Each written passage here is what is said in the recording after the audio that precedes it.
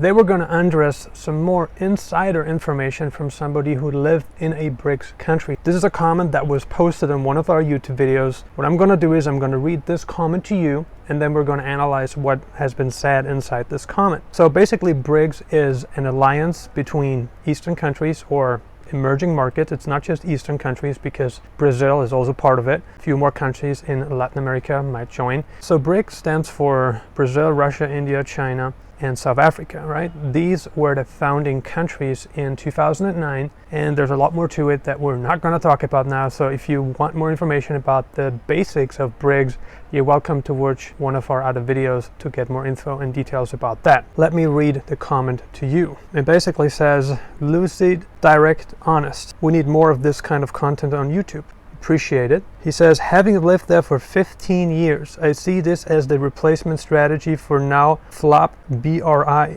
Belt and Road Initiative. So the Belt and Road Initiative was a concept introduced by China to help build infrastructure in certain countries that are short on money, right, that didn't have the resources to build such infrastructure. And so basically they handed out a loan, and that loan needed to be repaid in a certain amount of time. And if the country could not repay the loan, well, guess what?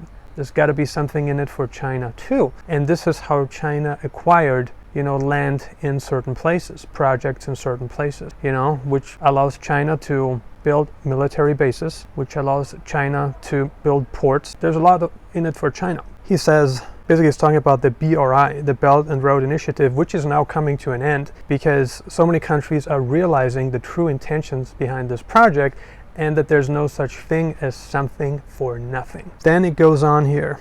He says, since it fell on its face and the only EU country that was, joined, is now pulling out of it, despite all the threats and insults being thrown at them. You can guess who is throwing the insults and threats, what country that might be. Then he goes on, BRI to BRICS. No matter how many letters you add, it is a Trojan horse. Very interesting. He says, the West's real problem is that it has been systematically educated at every level of society to loathe itself and worship all things exotic, while expecting its now decadent leaders to take care of them and everything else in the world. This is one of the biggest problems in Europe. The main problem that we're having in certain Western countries, I'm not saying all of them, is the lack of independent thinking like today. And that has a lot to do with the prosperity we enjoyed over the past couple of decades, where people truly believe everything and anything the government tells them. Not everything the government tells us is wrong. Not everything the government tells us is, tricky. I'm not saying that, but at the end of the day, we have to start questioning things in order to create better results for ourselves. And if we are able to do that, then we can prosper again as a nation. But we shouldn't take everything as gospel truth. Remember that. Anyway, it goes on here. He says, a generation of naive, confused, idealistic softies that hate themselves and have no common identity or sense of shared cultural values. Okay? And that's actually true to a really large extent. Like our cultural values have gone down. Like we don't have that many cultural values anymore. Family life has gone down, and I feel like a reunification can happen, but it starts at the top. It starts at the leadership. The leadership needs to change its tone. The leadership needs to be inspirational and constructive in giving out information that will help our citizens to prosper again. Nobody talks about the importance of reproduction, the importance of starting a family.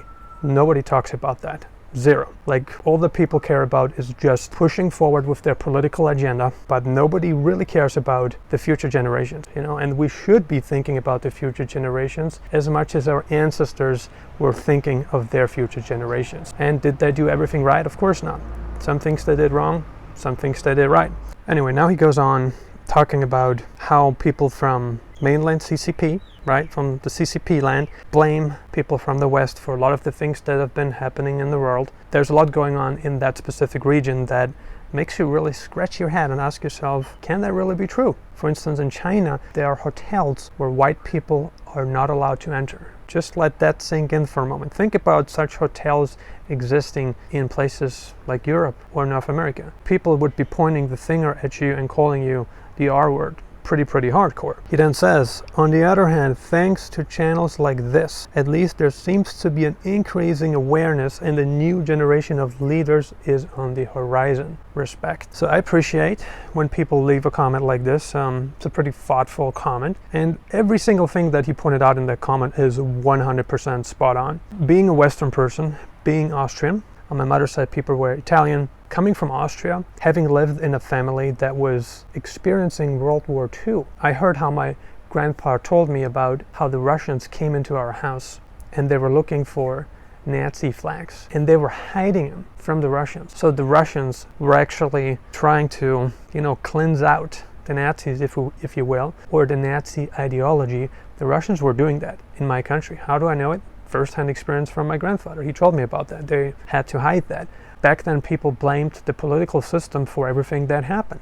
But I feel like we are part of the system, In life, we get what we tolerate, not what we deserve. Remember this. In life, we do get what we tolerate. We don't get what we deserve. And if we want to have different results, then one of the best things that you can do is to focus on things that are in your control. Because when you focus on things that are outside your control, nothing happens. You might be talking about it, but nothing happens. So what you want is influence. And you can get influence in many different ways. You can create influence by applying many different methods. But giving in is not a way for any nation to free itself from communism, to free itself from propaganda. And now we're seeing a lot of propaganda on YouTube that is baseless in many ways, and it serves one particular purpose, which is to increase financial gain for the people spreading this information, because they get you to move to certain places. They're hiding their money in the East. That's why you won't hear one negative word about the East, because that's where they're hiding their money.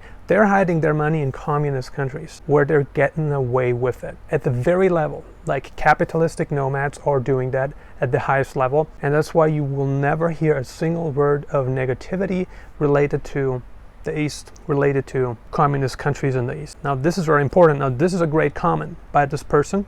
I applaud you for this comment.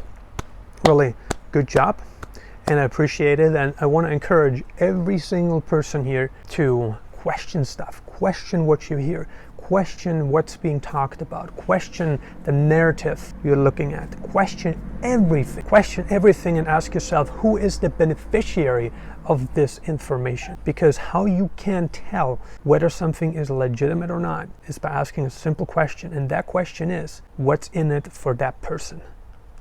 What's in it for that person? Why would that person be talking about this and not something else? And if you ask that question, you get the right answer, and everything going forward will be clear as day. What's your take on the BRICS alliance? Let's get a discussion going. Share your thoughts in the comments below. Thank you for watching.